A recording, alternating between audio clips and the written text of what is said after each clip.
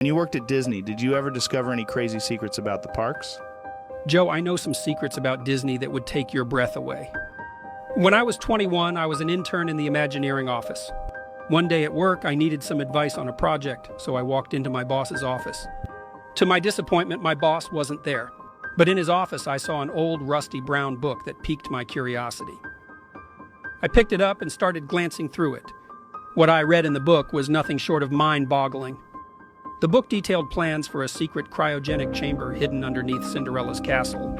According to the book, Walt Disney's body was frozen there in 1966, where it remains to this day. Apparently, Walt wanted to be frozen after he had developed terminal cancer. His plan was to be frozen until a cure for cancer was discovered, so he could then be thawed and brought back to life. Overtaken by curiosity, I knew what my next move was going to be. I showed up to Magic Kingdom the next day, pretending to be a normal visitor. Before closing time, I made my way to a corner of the park where I knew that there were no security cameras.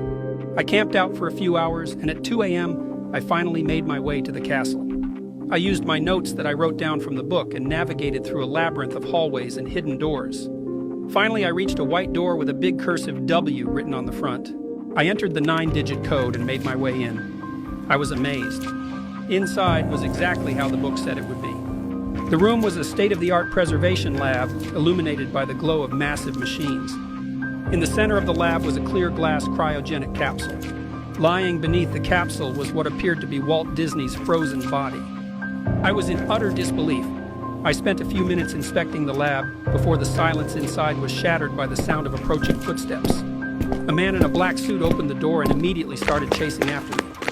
Deeply panicked, I found a set of spiral staircases in the back of the chamber and started sprinting up them. I navigated my way through a new labyrinth of hallways and doors until the footsteps subsided. I had lost him. I finally got to the park level and tiptoed my way to a hidden exit. Ever since that night, I haven't thought about Disney World in the same light. Every day, thousands of children gleefully laugh and play just footsteps above the frozen corpse of the park's old mastermind.